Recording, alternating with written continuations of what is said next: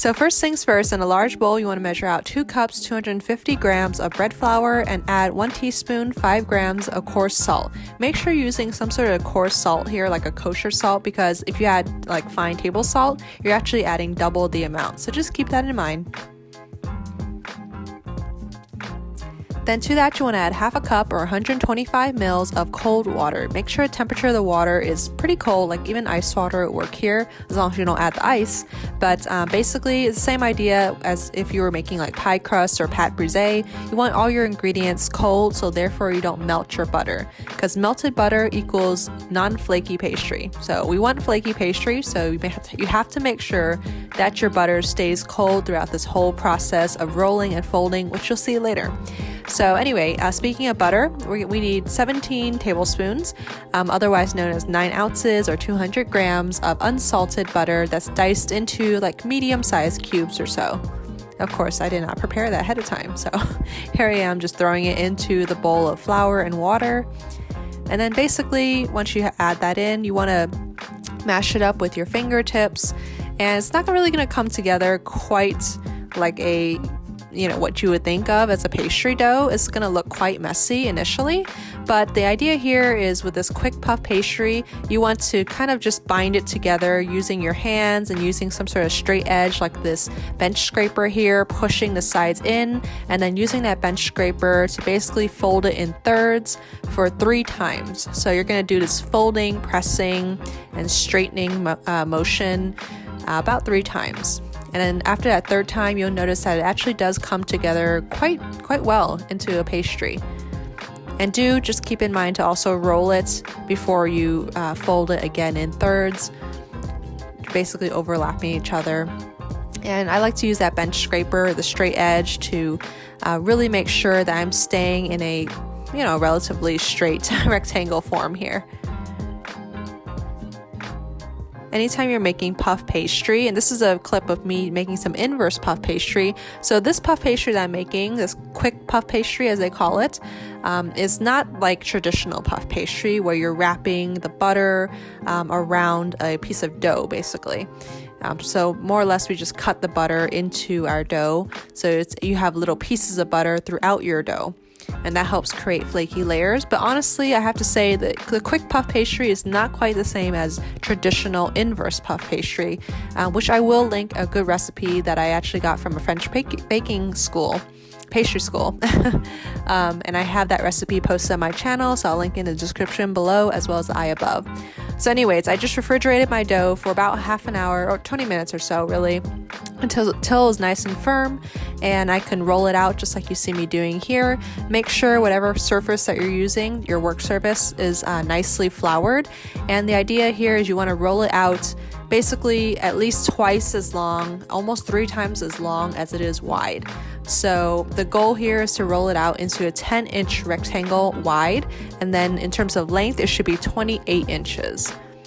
So make sure you're rolling it nice and wide and long.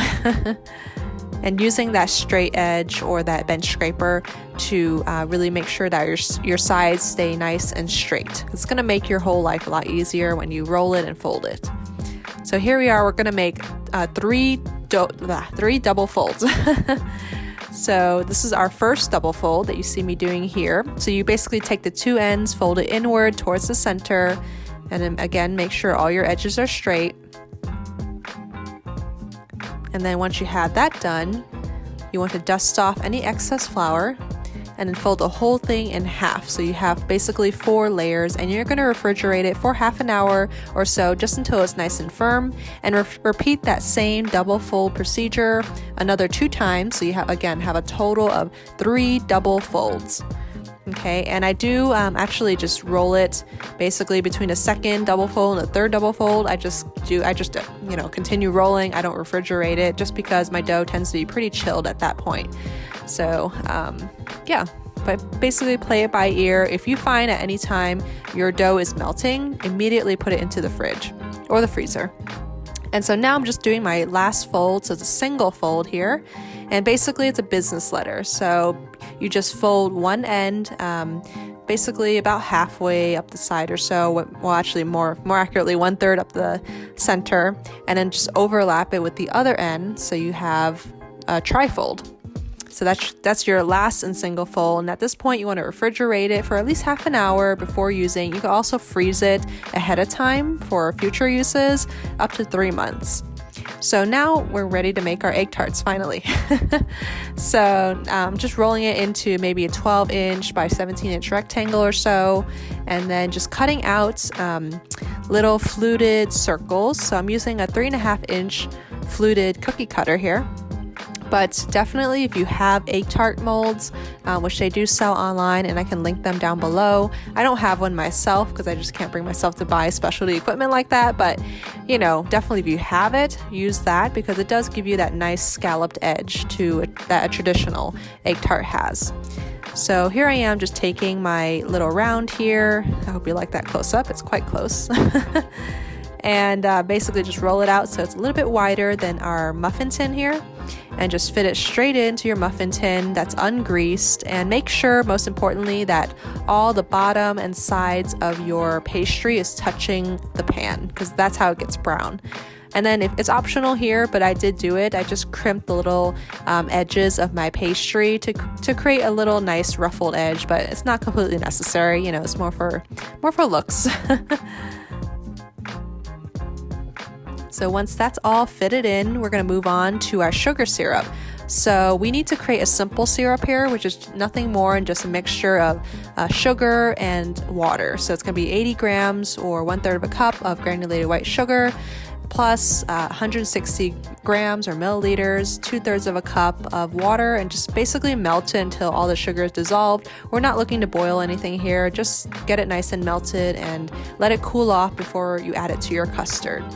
And the nice thing with the sugar syrup is actually it helps to produce a nice shiny film on top of your custard after it's baked. So speaking of custard, we need to move on to our eggs. So we need 5 large eggs at room temperature, plus 1/3 of a cup or 80 mils of half and half cream.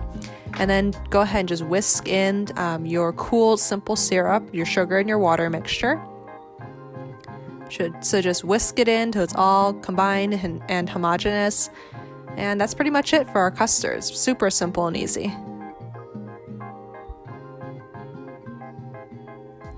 So now what I like to do, I know it seems like an added step and a little bit more dishes to clean, I understand, but I think it does help to strain your custard mixture because it removes any of the little pieces of albumin or little strands of protein, and also any air bubbles. And then just go ahead and pour it straight into your little prepared pastry molds, little pastry tarts. And make sure to only fill it up 70% up the sides. Because I've had that happen before, and also this time around I filled one of them up a little bit past the 3/4 of a way up or so, or 70%, and it does spill over, so it's kind of tragic. It hurts my heart, but it happens, So anyways, go ahead and bake it off at a high temperature, 400 degrees Fahrenheit, 200 degrees Celsius for 10 minutes, and then reduce your oven temperature to 180 degrees Celsius or 350 degrees Fahrenheit. Bake for an additional 10 minutes until it's nice and golden brown, and your custard should be just set when you shake the pan. And there it is. You can see all those nice flaky layers. It's not as flaky, albeit, as a traditional puff pastry recipe, but the custard is definitely spot on, super creamy, silky smooth, just like what you get in those Chinese bakeries. So make sure to give it a try and let me know in the comments below what you think, as well as hit that subscribe button. I really appreciate it, as well as the like button, the thumbs up button. Really helps with the YouTube algorithm, so I really appreciate it if you smash that as well. And I'll see you guys back here next time for another recipe. Bye.